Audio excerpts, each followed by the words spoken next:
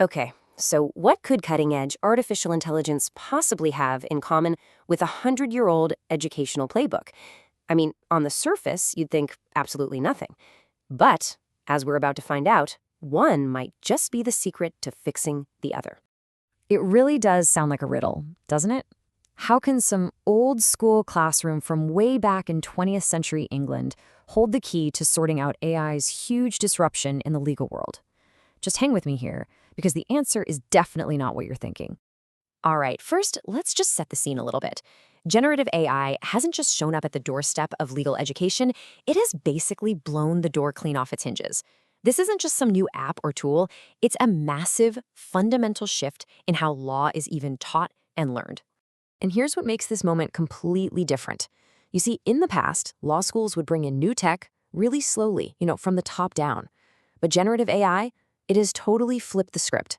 Students themselves started using it from the bottom up, and it happened so fast. The institutions are just trying to play catch up. And this super fast, student-led wave has created this whole cascade of challenges. We're not just talking about, students using AI to help write an essay. We're talking about a complete shakeup of curriculum design, of teaching methods, and even what it means to learn in the first place. So all of this puts law schools in a really tricky spot. This isn't some smooth software update. It's a rocky, seriously unstable transition. And understanding why it's so unstable is absolutely critical. Well, the institutional response has been, let's just say, less than ideal. We're seeing very little research into what AI is actually doing, a whole lot of resistance to such a big change, and these kind of piecemeal rules that feel like putting a Band-Aid on a bursting dam. And maybe worst of all, schools are just passively leaning on commercial AI tools that weren't even built for education. And this quote right here, it just hits the nail on the head. The tech itself isn't the only thing causing chaos. The transition is made especially destabilizing by slow, fragmented institutional responses. See, it's that slow reaction that's pouring gasoline on the fire. So this all brings up a really, really important question.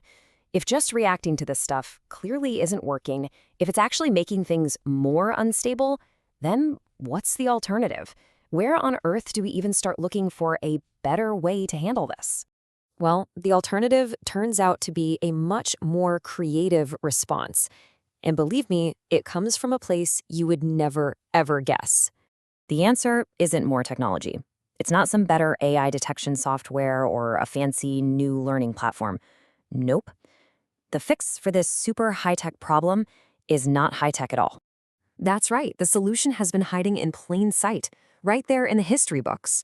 To be specific, it's in the educational philosophies that were shaping elementary schools in England about 100 years ago. Wild, right? Okay, so let's unpack this a bit.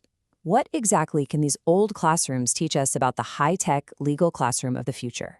So the idea is called progressive pedagogy. Basically, it's an educational philosophy that's all about putting the student at the center of everything. Instead of a teacher just standing up there and lecturing, the focus is on the kids' own curiosity, their total development, and actually learning by doing. And get this isn't just some abstract theory. It gives us a real practical framework. Just look at the parallels here. A progressive principle like student-led inquiry lines up perfectly with using AI as a research partner for law students. The old idea of alternative assessments, well, that translates directly to evaluating complex AI-assisted projects instead of just relying on old-school exams. It's a total mindset shift. So, what does this all add up to? Well, it's not just a cool idea. It's practically a blueprint for redesigning legal education from the ground up, but with AI built right into its core in a really constructive way. I mean, just look at the contrast. We'd move away from that traditional, rigid model where the instructor talks and the students just memorize everything for a big exam. In this progressive AI model, learning becomes student-centered, it's project-focused, and the teachers, they act more like guides, helping students use AI as this powerful tool for exploration and, actually creating things. So here's the bottom line. The goal isn't to try and ban AI or just work around it. The real goal is to actually redesign the whole system to use generative AI constructively, to weave it into every level of legal education in a way that truly boosts learning, critical thinking, and skills for the real world. And that leaves us with this one last thought. It's this fascinating paradox, right? That to navigate this incredibly futuristic disruption, maybe the best map we have is one that was drawn a century ago. It really makes you wonder, to build the future of education, do we have to start by looking back?